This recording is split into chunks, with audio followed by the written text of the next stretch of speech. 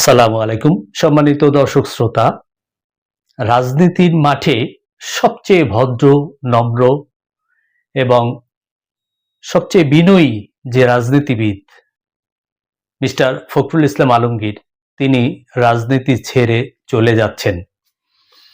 কেন তিনি রাজনীতি ছেড়ে চলে যাচ্ছেন এই বিষয়ে অনেকে অনেক কিছু বলে, কিন্তু দলীয়ভাবে এখনো কিছু বলা হয়নি বা দলীয়ভাবে কিছুই জানানো হয়নি। কিন্তু আমি আমার নিজস্ব সোর্স, তার ফ্যামিলির কিছু লোকের সাথে কথা বলে যতটুকু জানতে পেরেছি, এটা আমি জানতে পেরেছি আরো কয়েকদিন আগে, কিন্তু আমি এই বিষয়ে কিছু বলি নাই এই কারণে, যেহেতু এই বিষয়ে কোনো কথা হয় নাই, তাই আমি যদি এই বিষয়ে কথা বলি তাহলে মানুষ বিশ্বাস করবে না, তাই আমি হয়তো কিছু বলি নাই। কিন্তু এখন যেহেতু জনাব ফখরুল ইসলাম আলমগীর সাহেব উনি নিজেই একটা টিভি সাক্ষাৎকারে উনি বলেছেন যে উনি অবসর নিতে চান। আসলে কি কারণে তিনি অবসর নিতে চান এটা উনি হয়তো বলবেন না, কিন্তু আমরা হয়তো জেনে গেছি বা এমনিতেই বোঝা যায়, কিছু আগে থেকেই শুনতে পেরেছিলাম, এবং যেটা আমি তার একদম নিজস্ব লোকের কাছ থেকে যতটুকু জানতে পেরেছি সেগুলোই আপনাদের কাছে জানাবো। তিনি কি কারণে রাজনীতি থেকে দূরে সরে যাচ্ছেন, অবসরে যাচ্ছেন, এবং তার দেখবেন সংসদে তিনি যখন থাকেন তার একবারে মন মরা বলতে যেটা বোঝায়, মুখটা একেবারে মলিন থাকে, তিনি তেমন কোনো কথা বলেন না সংসদে। কারণ কি, এইসব বিষয়ে কথা বলবো। সেই কথাগুলো শোনার জন্য আপনারা আমার দেশি আমার মা, এই যে আমার ইউটিউব চ্যানেল, সেটাকে বেল সহ সাবস্ক্রাইব করবেন, এবং আমার দেশি আমার মা যে ফেসবুক পেজটা আছে সেটাকে আপনারা সবাই ফলো করবেন, এই অনুরোধ জানাচ্ছি। রাজনীতির আমরা সাদা চোখে যেগুলো দেখতে পাই সাধারণত, সেগুলো রাজনীতি না। রাজনীতির পিছনে কিছু ঘটনা ঘটে, যেটাকে রাজনীতিটাকে পরিচালিত করে, সেটাই হচ্ছে রাজনীতি। আর সেই রাজনীতির পিছনের ঘটনাগুলো জানার জন্য আমার দেশি আমার মা এই ইউটিউব চ্যানেল এবং ফেসবুক পেজটাকে আপনারা সবাই বেশি সাবস্ক্রাইব করে এবং ফলো দিয়ে রাখবেন, তাহলেই আপনারা পরবর্তী নিউজগুলো আবার জানতে পারবেন। এবং আমি এর আগে যে ভিডিওগুলো দিয়েছি সেগুলো খুব ইম্পর্টেন্ট, সেগুলো দেখার জন্য অনুরোধ রইল। তো সম্মানিত দর্শক শ্রোতা, আমরা জানি যে মিস্টার ফখরুল ইসলাম আলমগীর তিনি ইতিমধ্যে ঘোষণা দিয়েছেন তিনি রাজনীতি থেকে দূরে সরে যাচ্ছেন বা তিনি অবসরে যাচ্ছেন। কেন তিনি অবসরে যাচ্ছেন সেই হিসাবে তিনি সাক্ষাৎকারে যে কথাগুলো বলেছেন সেগুলো তো আসলে সবার বিশ্বাস হবার নয়। কি কারণে বিশ্বাস হবার নয়? কারণ এই 16 বছরে তিনি যে অত্যাচার, নির্যাতন, জেল জুলুম, নিপীড়নের শিকার হয়েছেন, সেটা শারীরিক, মানসিক সমস্তভাবেই তার উপরে যে নির্যাতন চলছে, তারপরে একটা অবাধ, সুষ্ঠু, নিরপেক্ষ নির্বাচনের মাধ্যমে দল ক্ষমতায় আসলো এবং ব্যাপকভাবে জনসমর্থন নিয়ে একটি সরকার গঠন করলো। সেই সরকারের তিনি স্থানীয় সরকার মন্ত্রী হলেন। তারপরে কি তার এখন অবসরে যাবার কথা? আমরা বাংলাদেশের ইতিহাসে যেটা দেখেছি, কোনো মন্ত্রী যদি ভুলও করে তাহলেও তাকে ছাঁটাই করে না, তাকে মন্ত্রিত্ব থেকে বাদ দেয় না। এমন এমন মন্ত্রী পাওয়া গেছে যারা মৃত্যুর সময়ও তিনি মন্ত্রী ছিলেন, মন্ত্রী থাকা অবস্থায় তার মৃত্যু হয়েছে, তারপরও তিনি পদ ছাড়েন নাই। এরকম মন্ত্রীও আমরা দেখেছি, এবং সেটা বিএনপিতেও ছিলেন। কিন্তু মির্জা ফখরুল ইসলাম আলমগীর সাহেব কেন ছেড়ে চলে যেতে চাচ্ছেন এই রাজনীতি, এই মন্ত্রিত্ব বা এই তার যে ক্ষমতা, কেন তিনি ছেড়ে চলে যাচ্ছেন? কি এমন তার ভিতরে অভিমান কিংবা দুঃখ, কষ্ট, যেটা শেখ হাসিনার আমলেও তিনি মহাসচিব ছিলেন, এবং তিনি মহাসচিব থাকার কারণে বিএনপির উপর যে অন্যায়, অত্যাচার, নির্যাতন হয়েছে, বিএনপিটাকে ভেঙে ফেলার জন্য যত নির্যাতন হয়েছে, যা কিছু হয়েছে, একমাত্র মির্জা ফখরুল ইসলাম আলমগীর সাহেব মহাসচিব থাকার কারণেই দলটা টিকে রয়েছে। নইলে অন্য কেউ হইলে দলটা ভেঙে খান খান হয়ে যেত। তার সাথে আমার একটা স্মৃতি, আমার অনেক স্মৃতি আছে, তার ভিতরে একটা স্মৃতি বলি। বেগম খালেদা জিয়ার ভাই যখন মারা গেলেন, তখন দলীয় অফিসের সামনে, পল্টন অফিসের সামনে তার যখন জানাজা হবে প্রায় 3টার দিকে, সম্ভবত। তখন বেগম খালেদা জিয়ার ভাইয়ের লাশটা এনে রাখা হলো রাস্তার উপরে, এবং অনেকক্ষণ পরে মির্জা ফখরুল ইসলাম আলমগীর সাহেব তিনি অফিস থেকে আস্তে আস্তে নেমে আসলেন। তিনি নেমে আসার পরই অফিসের ঠিক পূর্ব কোণে, ওখানে আমি দাঁড়াইছিলাম, ওখানে এসে তিনি এসে দাঁড়ালেন।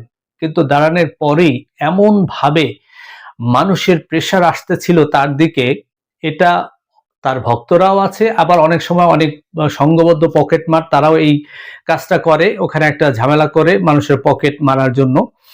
তো তিনি তখন একবারে খুবই একটা খারাপ অবস্থার ভিতর পড়ে গিয়েছিলেন। তখন তিনি আমাকে বললেন, বাবা তুমি একটু আমাকে বাঁচাও, আমাকে একটু সেভ করো।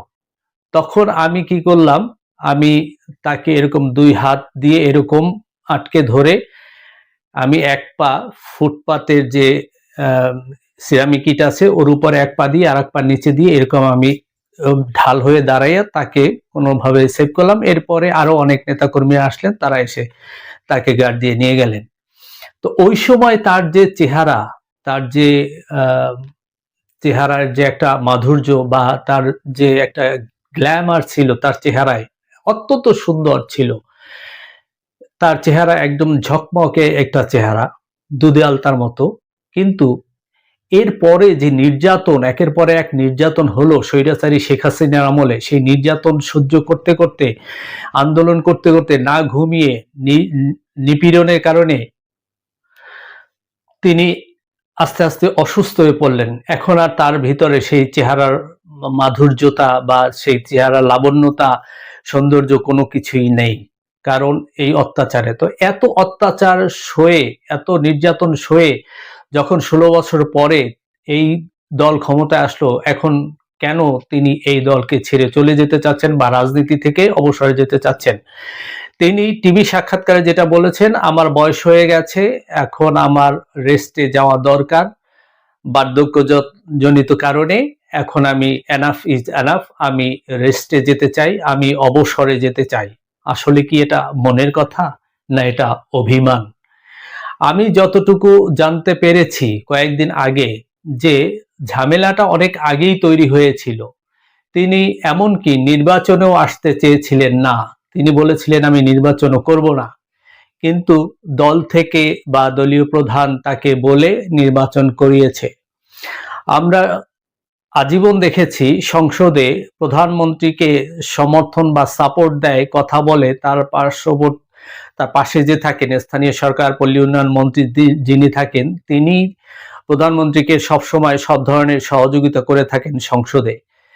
কিন্তু এইবারে যেটা দেখেছি আমরা, এর আগে বিএনপির এর আগে 2 বার সংসদে ছিল, তখন যেটা দেখেছি আওয়ামী লীগের আমলে, সেই 96-তে আমরা দেখেছি আওয়ামী লীগের স্থানীয় সরকার মন্ত্রী, বা এই 16 বছরে আওয়ামী লীগের যারা স্থানীয় সরকার মন্ত্রী ছিলেন বা সেক্রেটারি ছিলেন, তারাই প্রধানমন্ত্রীকে বিভিন্ন রকম ভাবে সহযোগিতা করতেন সংসদে। কিন্তু এইবার যেটা দেখা যাচ্ছে যে তার তেমন কোনো ভূমিকাই নাই সংসদে, তিনি একেবারেই চুপ থাকেন এবং মনটা খুবই মলিন থাকে। এবং জনাব সালাউদ্দিন সাহেব তিনি সবকিছু ট্যাকেল দিচ্ছেন, সব ধরনের সহযোগিতা করে যাচ্ছেন প্রধানমন্ত্রীকে, এবং সালাউদ্দিন সাহেব যথেষ্ট বিচক্ষণ তাতে কোনো সন্দেহ নেই, এবং তিনি সংবিধান, রাষ্ট্রযন্ত্র কিংবা আইন কানুন সম্পর্কে যথেষ্ট ভালো জানেন, এবং সবই তার নখদর্পণে, এবং তিনি যুক্তিও দিতে পারেন বিভিন্ন রকম ভাবে। সেই হিসাবে প্রধানমন্ত্রীকে তিনি সব ধরনের সহযোগিতা করে যাচ্ছেন। আর এখানে মির্জা ফখরুল ইসলাম আলমগীর, যার এই সহযোগিতা করার কথা, তিনি একেবারে চুপ থাকছেন।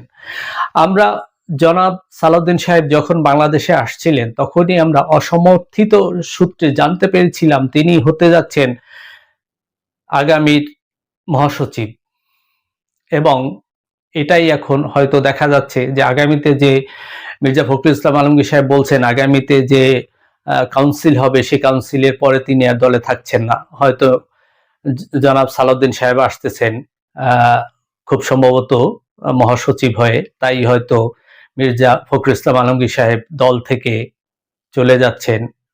অভিমান করে হোক বা রাগ করে হোক বা যে কারণেই হোক, তিনি আর হয়তো দলের ভিতরে থাকবেন না, দল থেকে দূরে সরে যাবেন, সেরকমেরই ডিক্লেয়ার দিচ্ছেন। তবে তিনি বাংলার ইতিহাসে আজীবনের জন্য একজন সজ্জন ব্যক্তি, ভদ্র, নম্র, বিনয়ী হিসেবে রাজনীতিবিদদের মধ্যে সেরা হিসেবে তিনি থাকবেন আজীবন মানুষের মনে। এবং তিনি সবসময়ের জন্য ভালো থাকুন, সুস্থ থাকুন, সুন্দর থাকুন, এই দোয়া করি আমরা তার জন্য। তিনি এমন একজন ব্যক্তি, তার কোনো শত্রু নেই, তার কোনো খারাপ বলে তাকে এরকম কেউ নেই, এক আওয়ামী লীগ ছাড়া। ধন্যবাদ সবাইকে। আসসালামু আলাইকুম ওয়া রাহমাতুল্লাহি ওয়া বারাকাতুহু।